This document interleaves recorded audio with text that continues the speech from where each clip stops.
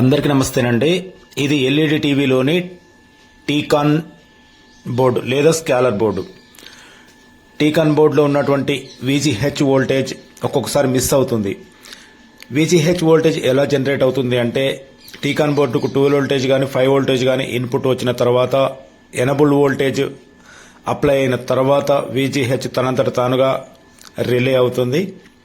VGH voltage stable to DC voltage 22 నుంచి 35 voltage వరకు ఉంటుంది. మరి ఈ వోల్టేజ్ మిస్ అయినప్పుడు చాలామంది టెక్నీషియన్స్ ఇక్కడ ఏం చేస్తారంటే స్కాలర్ బోర్డు తీసుకొని ఇన్పుట్ కనెక్షన్స్ ఇవ్వడం ద్వారా VGHను జనరేట్ చేసి ఇక్కడ కనెక్ట్ చేస్తారు. దానివల్ల TFT ట్రాన్సిస్టర్స్ ఫెయిల్యూర్ అయ్యే ప్రమాదం ఉంటుంది. మరి ఇదే VGH మిస్ అయిన చోట స్టెప్ అప్ వోల్టేజ్ మాడ్యులర్ తోటి VGH వోల్టేజ్ను ఇక్కడ ఇన్స్టాల్ చేయవచ్చా అంటే చేయవచ్చు, కానీ సేఫ్ సైడ్గా ఇక్కడ ఇన్స్టాల్ చేయవలసి వస్తుంది. ఎందుకు అంటే VGH voltage DC to DC ఐసీలో హై ఫ్రీక్వెన్సీ వోల్టేజ్గా ఉంటుంది. ఆ తర్వాత కెపాసిటర్, ఇండక్టర్, ఫిల్టర్ ద్వారా స్మూత్ DCగా రెడీ అయి ప్యానెల్లోని TFT సెక్షన్కు వెళ్తుంది. మరి అలాంటి వోల్టేజ్ను మనము ఇన్స్టాల్ చేయాలంటే స్టెప్ అప్ మాడ్యులర్ ఏదైతే ఉంటుందో స్టెప్ అప్ వోల్టేజ్ మాడ్యులర్కు ఇన్పుట్ సప్లైని ఒక ఎనబుల్ వోల్టేజ్ ద్వారా మనము ఇవ్వవలసి వస్తుంది. ఎనబుల్ వోల్టేజ్ ఒక్కొక్క స్కాలర్ బోర్డులో లేదా ఒక్కొక్క టీకాన్ బోర్డులో ఒక్కొక్క ప్లేస్లో ఉంటుంది. ఎందుకు ఎనబుల్ వోల్టేజ్ స్టెప్ అప్ మాడ్యులర్కు మనము ఇన్స్టాల్ చేయాలి, ఎందుకు ఇవ్వాలి దానికి అంటే VGH వోల్టేజ్ అనేది టీవీని ఆన్ చేసిన వెంటనే డైరెక్ట్గా నేరుగా తయారై స్పాట్లో ప్యానెల్లోని TFT ట్రాన్సిస్టర్కు వెళ్ళదు. మనము టీవీ ఆన్ చేసినప్పుడు ఫస్ట్ డేటా ఫంక్షన్ క్లియరెన్స్ అయిన తర్వాత కొంచెం డిలే తీసుకొని ఆ తర్వాత మాత్రమే VGH వోల్టేజ్ రిలీజ్ అవుతుంది. ఆ తర్వాత TFT ట్రాన్సిస్టర్స్కు సేఫ్గా స్మూత్ DCగా వెళ్తుంది. మరి ఇలాంటి ఫంక్షనింగ్ జరగాలంటే సేమ్ స్కాలర్ బోర్డు తీసుకొచ్చి దానికి వోల్టేజ్ కనెక్ట్ చేయడం అనేది కరెక్ట్ పద్ధతి కాదు. ఎందుకంటే ఎప్రామైసీలో ఉన్నటువంటి డేటా ప్రకారము లేదా ప్యానెల్ తేడా ఉండటం వల్ల ఇక్కడ ప్యానెల్లోని TFT ట్రాన్సిస్టర్స్ ఫెయిల్యూర్ అయ్యే ప్రమాదం ఎక్కువగా ఉంటుంది.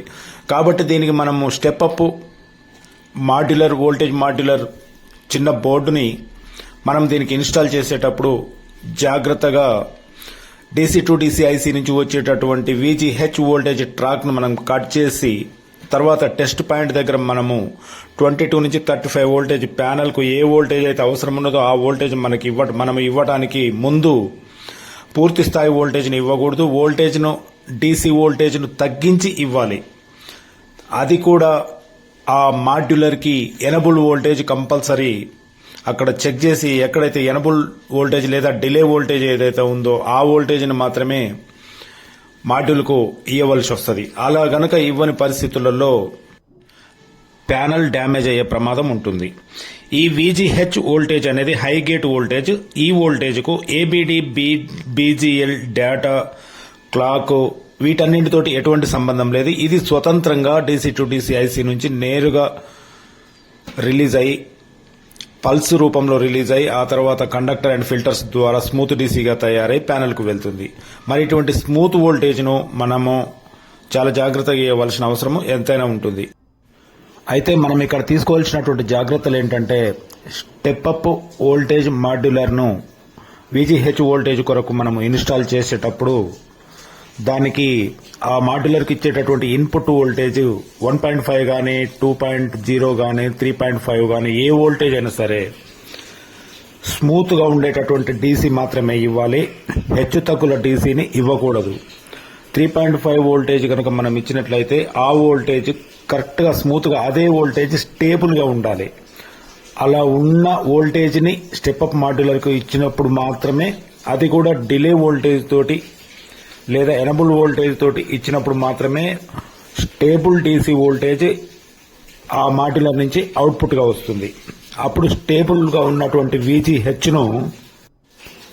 స్టేబుల్గా రిలీజ్ అయినటువంటి VGHను మనము VGH పాయింట్ అవుట్కు మనం ఇవ్వచ్చు. అప్పుడు ప్యానెల్ సేఫ్టీగా ఉంటుంది. చాలామంది ఏం చేస్తారంటే డైరెక్ట్ వోల్టేజ్ ఇవ్వడం వల్ల టీవీ ఆన్ చేసిన వెంటనే VGH వోల్టేజ్ ప్యానెల్కు ఎప్పుడైతే వెళ్తుందో ప్యానెల్లో ఉన్నటువంటి TFT ట్రాన్సిస్టర్లు బర్న్ అయ్యే అవకాశం ఉంటుంది. ఈ VGH వోల్టేజ్ దానికి ఇన్స్టాల్ చేసేటప్పుడు చాలా జాగ్రత్తలు తీసుకోవాలి. ఎటువంటి జాగ్రత్తలు తీసుకోకుండా వోల్టేజ్ ఇస్తే వెంటనే ప్యానెల్ డ్యామేజ్ అవుతుంది. కాకుంటే కొంతకాలం 1 నెల రోజులు 2 నెలలు మాత్రం స్టేబుల్గా రన్ కావచ్చు, తర్వాత మాత్రం ప్యానెల్ డ్యామేజ్ ఉంటుంది. ప్రతి ఒక్కటి ఫండమెంటల్గా చెక్ చేసుకున్న తర్వాతనే స్టెప్ అప్ మాడ్యులర్ను ఇన్స్టాల్ చేయవలసి వస్తుంది. ఇక్కడ చేయకూడని పని ఏంటంటే వేరొక స్కాలర్ బోర్డును అంటే సేమ్ స్కాలర్ బోర్డును తీసుకొచ్చి ఇన్స్టాల్ చేయకూడదు. లేదా అదే టీవీలోని అదే మదర్ బోర్డు నుంచి కానీ DC to DC IC board నుంచి కానీ తీసుకొచ్చి ఎక్కడైనా 22 వోల్టేజ్ 30 వోల్టేజ్ దొరికితే తీసుకొచ్చి నేరుగా ఇన్స్టాల్ చేయకూడదు. ఇతరమైనటువంటి డివైజెస్ ద్వారా తీసుకొచ్చి వోల్టేజ్ను నేరుగా ఇన్స్టాల్ చేయకూడదు. ఏదైనా ఇక్కడ వోల్టేజ్ VGH వోల్టేజ్ కనుక ఇవ్వదలుచుకుంటే దానికి డిలే టైమింగ్ తోటి ఆ వోల్టేజ్ని ఇవ్వాలి, స్టేబుల్ వోల్టేజ్ని ఇవ్వాలి. దానికి టీవీ ఆన్ చేసిన తర్వాత కొంచెం డిలే అయినాక మాత్రమే వోల్టేజ్ అక్కడ ఇన్స్టాల్ అయ్యేలా చూసుకోవాలి. అప్పుడు మాత్రమే ప్యానెల్ సేఫ్టీగా ఉంటుంది.